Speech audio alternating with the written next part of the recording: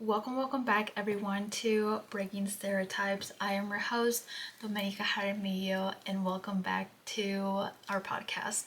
So I am recording for the first time an actual video of the podcast. So you can either listen it, or you can view it. So I'm having a really hard time for my brain to process. Do I look at the camera? Do I look at the microphone? What am I doing? I am someone who talks a lot with her hands. I do a lot around that, and sometimes I make a lot of, okay, so if you've been listening to me for a while, you know that I not mumble, but English is my second language, so I have sometimes issues finding the words that I want to talk or that I want to mention. Sometimes I go like in little rants where I am trying to figure out how I want to word it correctly. So it's going to be interesting for you to view my faces and my facial expressions when I'm going through this. So fingers crossed, wish me luck. I don't know what I'm doing here, but we're gonna go for it. I mentioned to you that I think it was like about 3 episodes ago, I mentioned to you that one day I was gonna have like a videographer and we're gonna do this in a studio and like I'll bougie it up, right? And we're slowly going to get into that. And this idea was from my beautiful client. She mentioned to me that I should record them and upload them to YouTube for those who are more the visual person than an audio. So I personally resonate a lot with the podcast, but there's maybe someone out there that resonates more with the YouTube. So it's a great opportunity to kind of combine both worlds, but I'm still learning a little bit around it. So wish me luck and have a lot of patience with me. Thank you. So let's get into today's episode. Today I wanted to talk a little bit about why your health is not a clock in, clock out from the gym session. So we're going to dive deep into what specifically I want to talk about this topic. But before we get into that, let's do a little catch up, a little rewind. I came back from Illinois last Thursday. It was a lot of it was a lot. Illinois, the trip was a lot of things to do, a lot of movement, a lot of moving pieces, just a lot. So when I got here, of course, I did a little catch up with chores, catch up with like myself, and really dive deep into a little like rest mode, right? On Sunday, I got my period, and it hit me. I wouldn't say it hit me like a rock, but getting my period, I got a little bit more in my emotions, and for once in my life, I chose to rest over going out. So my grandma has this saying that she used to say this a lot, where like I'll rest when I'm dead, and not necessarily like work involved, but mostly about like enjoying life, about doing the things, about like having fun. Even if you're tired, like go out, have fun, spend with family, spend with time. Like you're gonna rest when you're dead. So on Sunday, my girlfriends texted me to go out on the boat and like spend the time with them, but there was truthfully in my body, my soul, my entire being was like, girl, you need to lay down. I literally spent the entire Sunday in my couch with my cup of coffee, with my blanket and my book, and I had no regrets, absolutely zero. So it was a perfect opportunity to understand that sometimes when your body, when your mind, when your soul is asking you, hey, we need to sit down, we need to be here, okay? We don't need to be doing all the things. That's a little bit of what the theme of this episode kind of is going to be around. Once we go into that mode, we're able to truly rest, recover, and go into that next level, right? Prepare myself for that for the week, right? So I'm still, I wouldn't say playing catch up, but I'm just getting like all the pins moving, all the wheels turning, and all that stuff. So I am excited for today's episode. So let's get into it.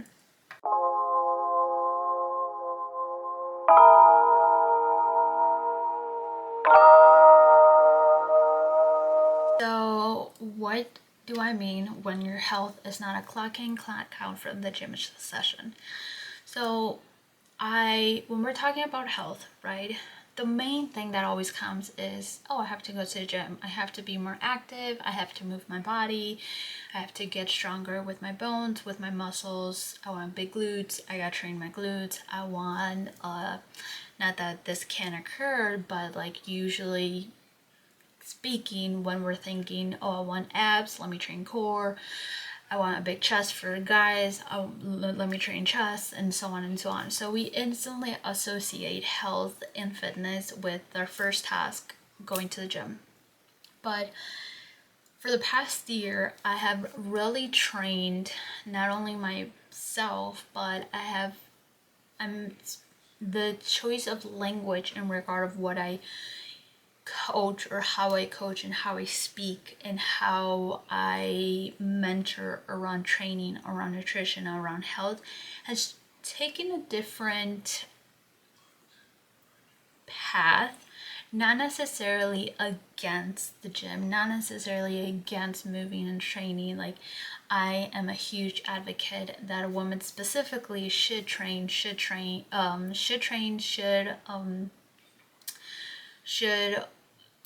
what's the word I'm looking for? You see? Should train, should work on their muscles, should work on their joints, on their ligaments, especially if we're talking like menopause heading. Like, we don't want to become fragile, and we don't want to depend on other people when we go into an older age. We want to continue being independent, right? We don't want to rely on someone else taking care of us. So not only talking about aesthetic purposes, we as females should have the intention that even strength training for health purposes should be there as well, if you have any aesthetic goal along with it. But as we were talking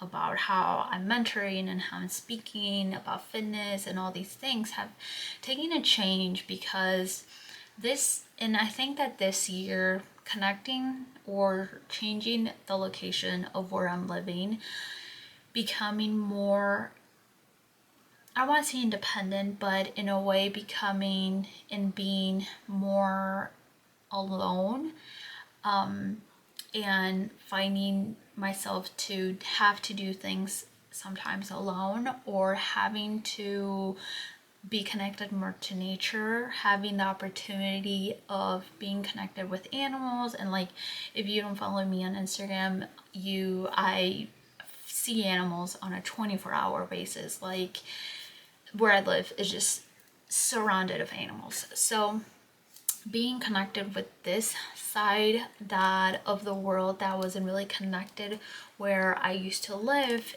it truly has opened my view that health is so much more than how many sets and reps you're doing at the gym.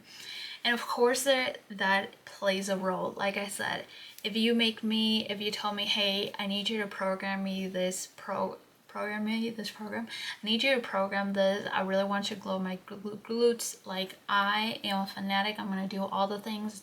My brain is gonna start rewiring. If you're telling me, hey, I want to go in a powerlifting competition, get me ready, my brain is gonna start doing all the things. I absolutely love that with my entire passion.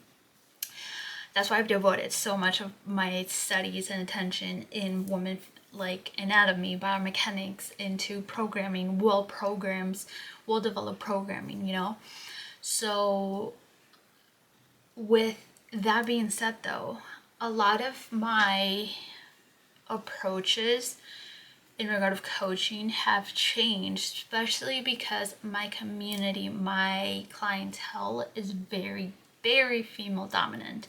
Like I always have like a 9-to-1 ratio, 9 per, or like 9 being the female, 1 being the male.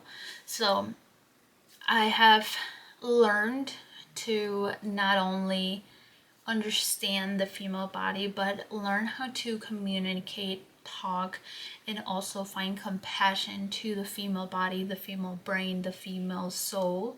Because as much as we and everyone says we should be coached the same as the male community, I do believe that that is not the case for us specifically. And maybe there is going to be different cases, like there's always going to be females that are more into that masculine energy that do really well with that style of coaching. Sometimes we're going to have males that are more into that feminine energy that find that's different, that style of coaching does not resonate with them, right?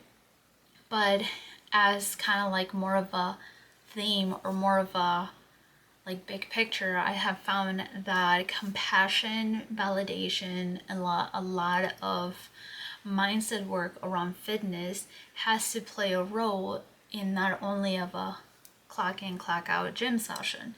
So there has to be a lot of talks around training. There has to be a lot of talks about food. There has to be a lot of talks around self-image.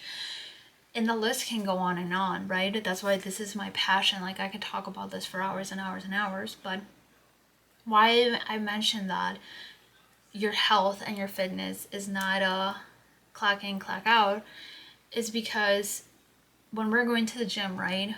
Let's say you're an early bird, you go to gym 6 a.m. to 7 a.m. You're going to the gym 6 a.m., 7 a.m. Perfect. You're in there, you get your workout done. You actually had a very, very good workout. Everything went exactly how it had to go. And then you get out of your gym session. But then we're starting to see, and this is like a case study, right? This could be you, this can be used. Some things might resonate for you, other things might not. But you go into the gym session, you have this, right? And then you go into, let's say, getting ready for work. As you're getting ready, you're starting to see your body because you're naked, and you're starting to see your body. You're starting to see some places in your body where you're seeing some flaws that you don't really like a lot. So then you start, without even stepping out of the door, like you start doubting yourself, doubting who you are, doubting your image. And then you don't get out of the door confidently with what you're wearing for work. So then you're going to work with a little of a emotions and feelings. Hey, that has occurred to me. If I don't wear a flattering gym outfit, I will have a bad gym session. I will be the first person to bring my hand up, because there is no in between. There's truly no in between for me when it comes to this. Like, I either have a nice outfit and I have a good gym session, or I have an outfit that was like a last minute thing, a last minute build up, and it's like, nope, this ain't it, and I just end up having a pretty bad session. So I need to pause this for a second. My camera ran out of memory, so I'm gonna pause this for a second. A little pause. Like I said, one day we'll have a personal videographer, and I don't ever have to do this again, but for the sake's purposes. And so you can always learn and see the journey about doing all these things. I'm gonna pause this for a second, clear some storage. Okay, I am back, and hopefully the camera it's still in frame. So let's continue our talk. So as I was speaking, let me remember where I was. I was mentioning about the self-image approach, right? So then you go into your work and you notice that you skip breakfast because you were feeling a little self-conscious and you didn't really want to eat. Then you go into lunchtime, and once it's lunchtime, your coworker's like, let's go get let's go get something to eat. And then the food choices, or the food choice that you grab, was not aligned with what you want to do, who you want to be, who that person that you want to become eats. And nothing that you did felt aligned. But because of what you, or this feels unaligned because you went into it with the idea, or you went into it with hunger levels to the roof because you worked out and you didn't eat. So because you were feeling self-conscious about the image and the way that you looked in your work clothes, so then you didn't eat anything. But because you did not eat anything, that's what led to you to either overeat or either choose something that you weren't supposed to choose. Or I don't want to say supposed to choose, but you chose something that you deep down knew that it was not the option that you should have chosen. So then you're feeling more self-conscious about what you did. You're starting to feel and realize, why do I do this things about myself? Why am I self-sabotaging? And so on and so on. And I kind of wanted to take a little path. You know me, I love to take paths when I'm doing my podcast. Either there's always a topic and there's always a mini topic in that topic. So in the mini topic on this topic is the idea of the self-sabotaging. So we have this perspective that, oh, why am I self-sabotaging? Why did I buy their burger? Or why did I get this thing to eat for lunch? I shouldn't have done that. I know better. Why do I always fail? Why am I built like this? Or why do I do these things to myself? And we put ourselves into this category of, I am the worst person. I can never trust myself. I can never complete anything that I've been either asked or been given the task of. And we truly start to beat ourselves down into this. So it is a natural process of the human brain to go through these things, especially if this task is something very hard. So we're talking about the case study. This woman is having to choose good options with a very full stomach. I mean, have you ever gone grocery shopping, or gone to a restaurant hungry? You can literally order everything on the menu, have no conscious approach, or have no conscious decision. Everything you're thinking, or the only thing you're thinking, is food, I need food in my stomach right now. So that's a little bit about what that thought process was to this woman, that she went to eat lunch with her coworker, and the only thing that was going through her mind was food, I need food, let me get this burger, this is quick, let me do it right now. So, but then we find her self-sabotaging, and she starts feeling like, oh my god, I continue to self-sabotage myself. But something about this self-sabotaging approach in things is that our nervous system, what we do, our nervous system will always have in mind your survival. When we're talking about our nervous system does not understand the goal/growth approach. Our nervous system only is able to detect the survival of oneself. So the only thing that it matters for it is to make you survive, or to have you survive another day. It does not understand that you have a goal to decrease 20 pounds. It does not understand that you have a goal to get a raise. It does not understand that you have a money goal of having a total amount in your savings account. The only thing it understands is that you need to survive and need to live another day. So common, very natural thing for our nervous system to do.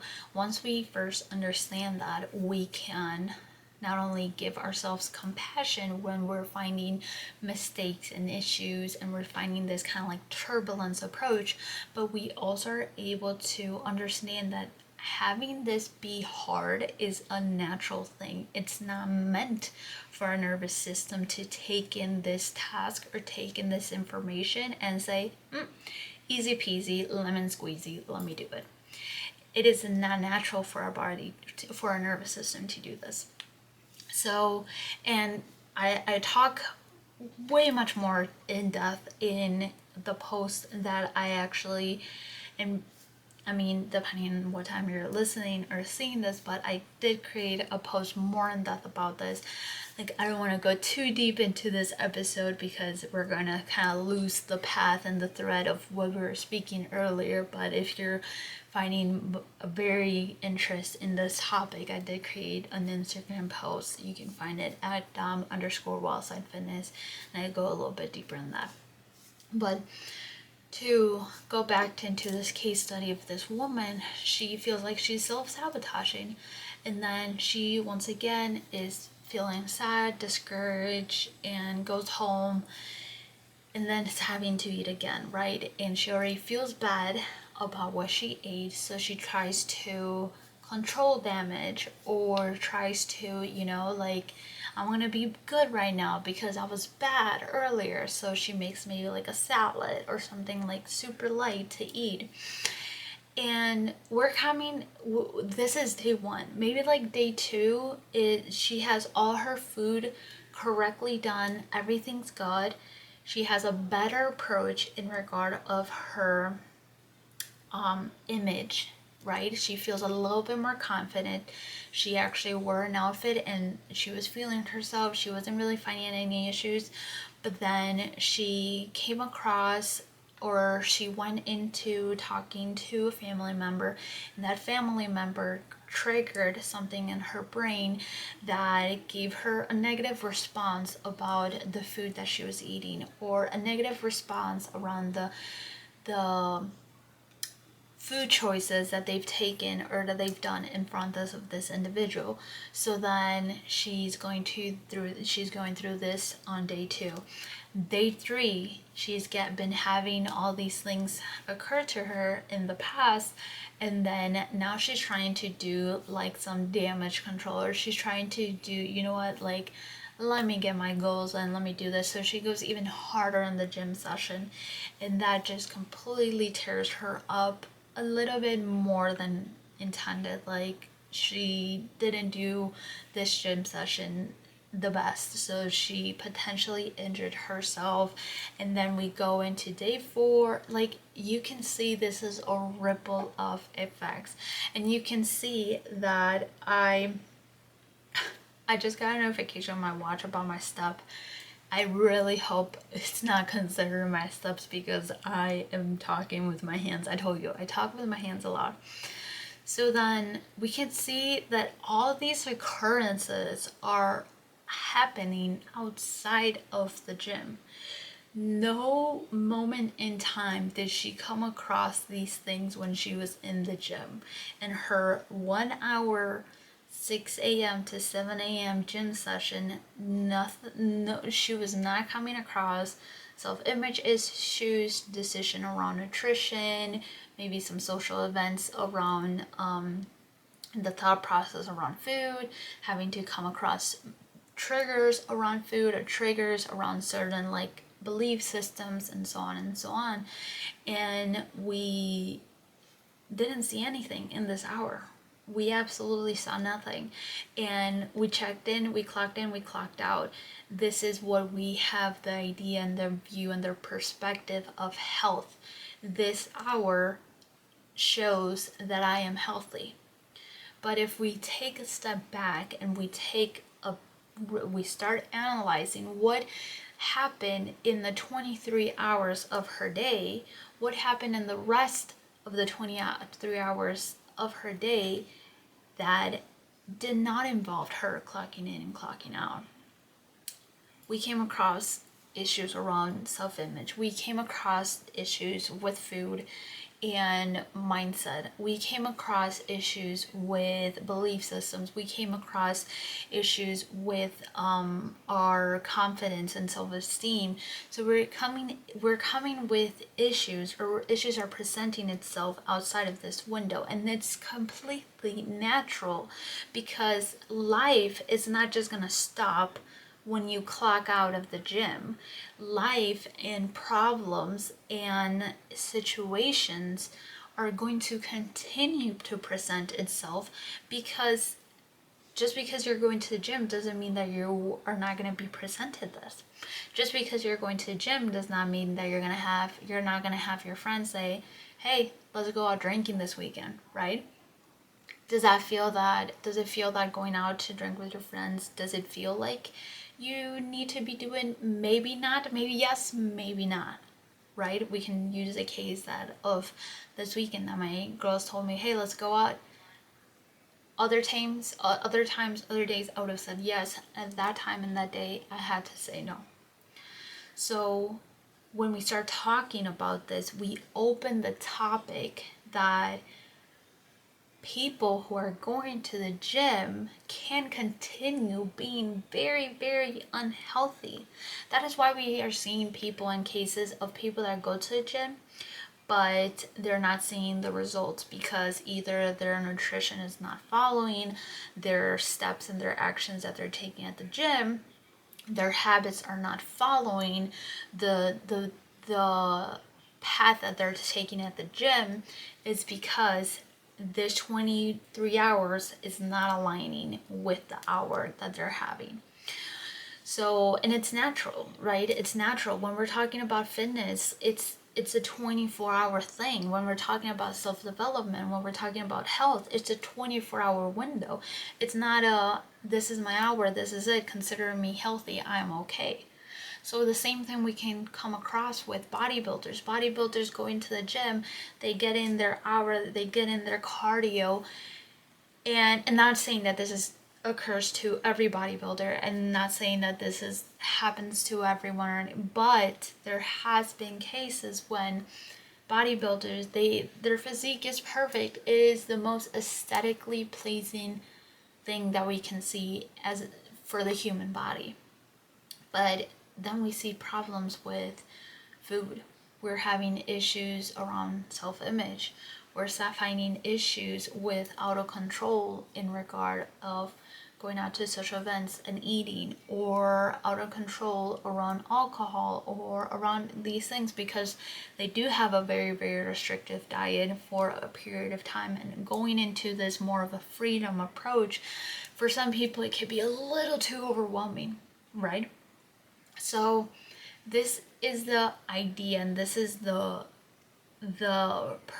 point, or the new way of thinking that I wanted to bring, that just because you're going into this 1 hour gym session does not mean that you don't have to work on it on the next 23 hours. It does not mean that just because you're doing this, you don't have to do that. It doesn't mean that because you're doing this, you are entitled to be successful in the other 23 hours, right? So it's not about us, and maybe you feel some type of entitlement, maybe you don't, but it's once we take a step back and say, I'm going to the gym, I'm not seeing my result, I'm going to the gym, but I'm doing this, I'm going to the gym, and there has to be some sit down analyzing of habits, analyzing of mindset, analyzing of the things that you're doing, because unfortunately the path is not matching. The path is not doing, or is not going where it has to be going. So when we're taking a step back and we're like, okay, let's talk about health.